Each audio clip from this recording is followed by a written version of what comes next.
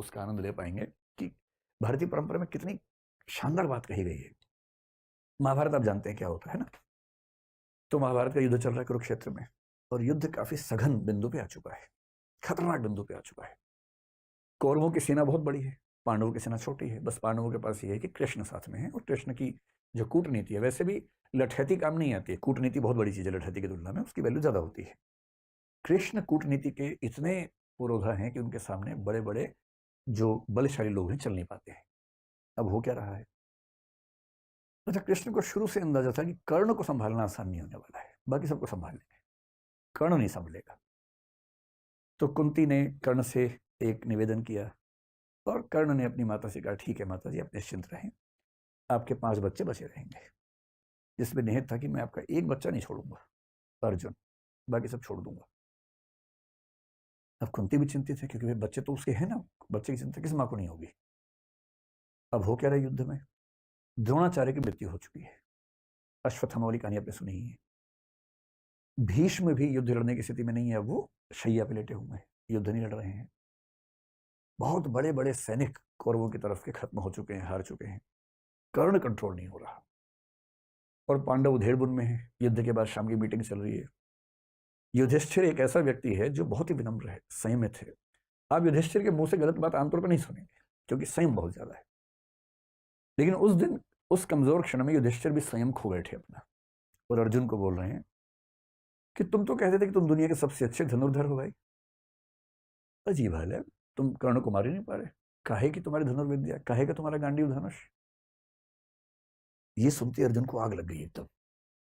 और अर्जुन ने एक कसम ले रखी थी, प्रण लिया हुआ था कि यदि कोई मेरे गांडीव धनुष का अपमान करेगा तो मैं उसका जीवन ले लूंगा। ये प्रण लिया हुआ था, प्रतिज्ञा थी। अब मामला फंस गया कि अपमान कर दिया बड़े भाई ने। बड़ा भाई और पिता परंपरा में एक ही माना गया है, तो पिता स्वरूप बड़े भाई ने अपमान कर दिया। अब अर्जुन परेशान है कि यार मुझे प्रतिज्ञा पूरी करने के लिए भाई का वध करना पड़ेगा। कृष्ण समझ गए कि ये मामला ठीक करना हो। कृष्ण उसके पास गए, बोले चिंता मत करो यार, रास्ता है इसका। क्या रास्ता है? बोले शास्त्रों में कहा गया है कि पिता का अपमान करना और पिता की हत्या करना बराबर बात है। तो तुम युधिष्ठिर का अपमान कर दो, तुम बड़े भाई के वध के पाप से मुक्त हो जाओगे। उसने कहा ये ठीक रहेगा। तो उसने उसी सभा में वापस जाके बोला, आपने जो जुआ खेला उसकी वजह से सब कुछ हो रहा है। आपने ही सारी गड़बड़ की थी। उस दिन आपने पत्नी को दांव पे लगा दिया, राज्य को दांव पे लगा दिया, आपकी वजह से वनवास हम सबको मिला, हम सबका जीना मुश्किल हुआ, ये आप जिम्मेदार हैं इसके। युधिष्ठिर अवाक देख रहे हैं कि ये क्या बोल रहा है, कैसे बोल रहा है।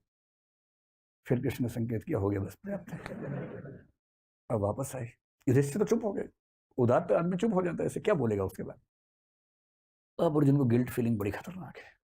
कृष्ण के पास बैठ के बोल रहा है कि मैं ये झेल नहीं सकता। पिता की निंदा और पिता की हत्या बराबर है। मैंने पिता की निंदा की, यानी कि मैंने पिता की हत्या की है, और पिता की हत्या के बाद मैं जीवित रहूं ये संभव नहीं है। मैं तो खुद को खत्म करूंगा। सबने समझा है, पर वो अड़ गया ना, और फिर चिता तैयार कर ली गई उसके लिए। अब कृष्ण को लगा, बताओ यार, एक सोल्यूशन निकाला है तो मामला दूसरा फंस गया। फिर कृष्ण ने मामला संभाला। कृष्ण तो मामला संभाल लेते हैं। कृष्ण बोले, देखो शास्त्रों में एक बात और कही गई है। तो अर्जुन तो तैयार था एकदम। तो उसने कहा, क्या कहा गया है? कृष्ण ने कहा, आत्म प्रशंसा और आत्महत्या बराबर है,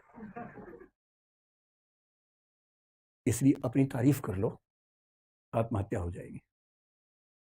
अब ये कहानी कितनी सही है कितनी गलत है मुझे नहीं पता, क्योंकि मैंने तो इंटरनेट से कहीं ढूंढी